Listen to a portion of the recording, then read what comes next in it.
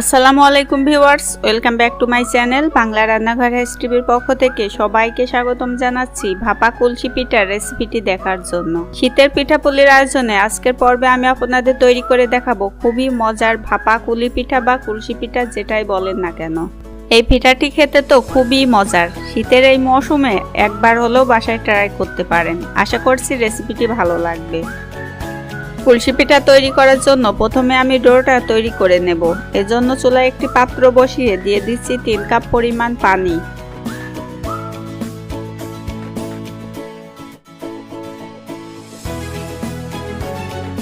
পানিটা ফুটে উঠলে আমি এই পানির মধ্যে দিয়ে দিচ্ছি 1 টেবিল চামচ লবণ। লবণটা দিয়ে একটু মিশিয়ে নিয়ে আরও কিছুক্ষণ জাল করে নেব। আর যারা লবণের পরিমাপটা বুঝতে পারেন না তাদের জন্য বলছি, লবণটা দিয়ে একটু চেক করে নেবেন। যদি স্বাভাবিকের চেয়ে একটু বেশি মনে হয় তাহলে বুঝবেন যে পরিমাপটা ঠিক হবে। এখন আমি দিয়ে দিচ্ছি ফুল 3 কাপ পরিমাণ আতপ চাউলের গুঁড়ো। একটু নেড়েচেড়ে ঢাকনা দিয়ে দিচ্ছি আটাটা সিদ্ধ হওয়ার জন্য।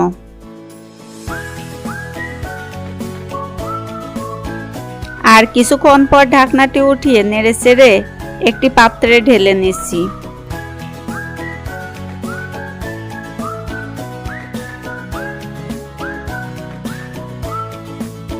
প্রথম অবস্থায় এটা তো খুবই গরম থাকবে, হাত দিতে যাবেন না। তারপরে একটু ঠান্ডা হলে মাখিয়ে নিয়ে একটা নরম ডো তৈরি করে নেব।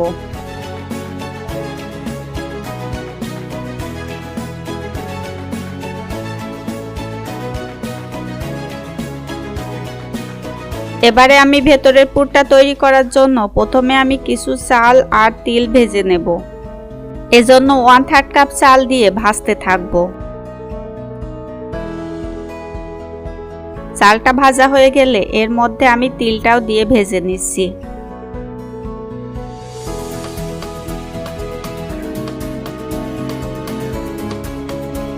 এবারে চাল ও তিল ভাজা হয়ে গেছে, এগুলো ব্লেন্ডারে গুঁড়ো করে নেব। এখন আমি চুলায় একটি পাত্র বসিয়ে দিয়ে দিচ্ছি 1 কাপ লিকুইড দুধ, 2টা এলাচ দারচিনি, 1/2 কাপ খেজুর গুড়।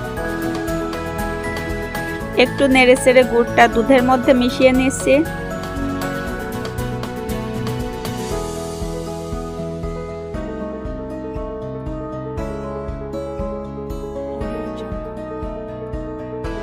এবারে দিয়ে দেব 1 চিমটে লবণ আর 1 কাপ নারকেল কুড়ো। একটু মিশিয়ে নিয়ে দিয়ে দিচ্ছি কিছুটা চিনি। চেষ্টা করবেন মিষ্টিটা একটু বাড়িয়ে দিতে, কারণ এটা পুর হিসেবে ব্যবহার হবে। আর বাইরের যে আবরণটা সেটাতে তো মিষ্টি থাকবে না, সেজন্য মিষ্টিটা যাতে অ্যাডজাস্ট হয়ে যায় সেজন্য মিষ্টিটা একটু বেশিই দিতে হবে। সবশেষে দিয়ে দিচ্ছি চাল আর তিলের মিশ্রণটা। তবে আপনি এখানে চাইলে সুজি অথবা চাউলের গুঁড়োও অ্যাড করতে পারেন, তবে আমার কাছে এভাবেই বেশি মজা লাগে, তাই আমি এটাই ব্যবহার করেছি। এবারে চুলার জালটা মিডিয়াম রেখে অনবরত নেড়েচেড়ে জাল করে এটাকে ঘন করতে হবে, না হলে কিন্তু নিচে জমাট বেঁধে যেতে পারে। একটু ধৈর্য ধরেই এই কাজটি করতে হবে। কিছুক্ষণ নাড়ার পরে দেখুন এটা কিন্তু ঘন হতে শুরু করেছে। তারপরেও এই পর্যায়ে কিন্তু থামা যাবে না। যখন দেখবেন মিশ্রণটা ঘন হয়ে প্যানের গা থেকে ছেড়ে আসছে এবং হালুয়ার মতো হয়েছে, তখন চুলার জালটা বন্ধ করে নেব। এভাবে একটু ঘন করে নিলেই পুরটা ব্যবহার করতে সুবিধা হয়, আর ঠান্ডা হয়ে যাওয়ার পরে আরও কিছুটা শক্ত হয়ে যাবে। এবারে আমি ডোটা একটু মাখিয়ে নেব। তারপর একটু ডো নিয়ে রুটির শেপে বেলে নিচ্ছি।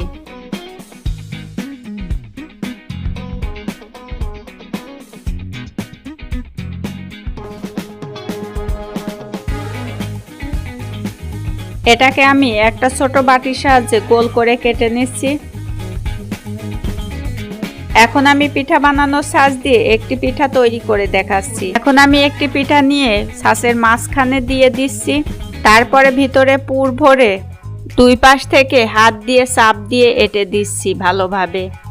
আর সাইডের অতিরিক্ত অংশটা হাত দিয়ে কেটে নিচ্ছি। চাইলে ছুরি দিয়েও বাদ দিয়ে দিতে পারেন। দেখলেন তো কত সহজেই ছাঁচ থেকে পিঠাটি বের হয়ে আসছে।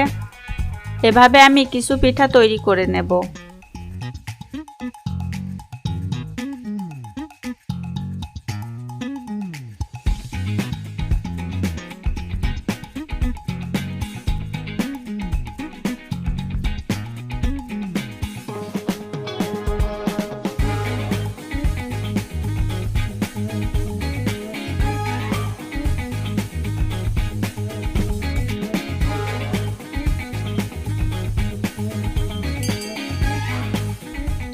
তবে ছাঁচ ছাড়া কাঁটা চামচের সাহায্যেও আমি আরেকটি পিঠার ডিজাইন করে দেখাচ্ছি।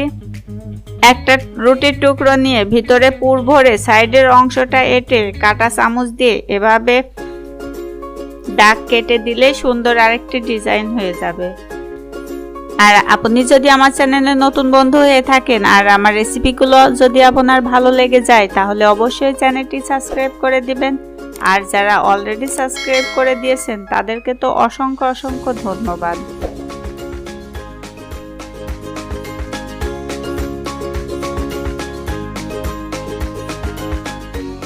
ছাঁচ দিয়ে আমি কিছু পিঠা তৈরি করে নিয়েছি। এখন এই পিঠাগুলো ভাপিয়ে নেব। পিঠাগুলো ভাপিয়ে নেওয়ার জন্য চুলায় একটি পাত্রে পরিমাণ মতো পানি দিয়ে দিচ্ছি। এরপরে একটি ছিদ্রযুক্ত পাত্র বসে উপরে একটি নেট বিছিয়ে দিচ্ছি, যাতে করে পিঠাগুলো পাত্রের গায়ে না লেগে যায়। এবার একে একে কিছু পিঠা দিয়ে দিচ্ছি আর 5-6 মিনিটের মতো পিঠাগুলো ভাপিয়ে নেব।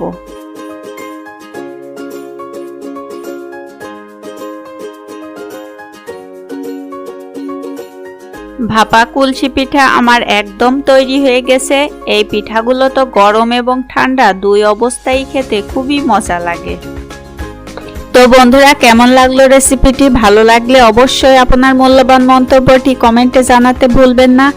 রেসিপিটি ভালো লাগলে ভিডিওতে অবশ্যই একটা লাইক দিবেন। আপনাদের একটি লাইক, একটি কমেন্ট আমাকে নতুন রেসিপি তৈরি করতে অনেক বেশি উৎসাহ দেয়। ভিডিওটি দেখার জন্য সবাইকে অসংখ্য অসংখ্য ধন্যবাদ। আমার নেক্সট ভিডিও দেখার আমন্ত্রণ জানিয়ে আজকের মতো এখানেই বিদায় নিচ্ছি। সে পর্যন্ত সবাই সুস্থ থাকবেন, ভালো থাকবেন এই শুভকামনায়। আল্লাহ হাফেজ।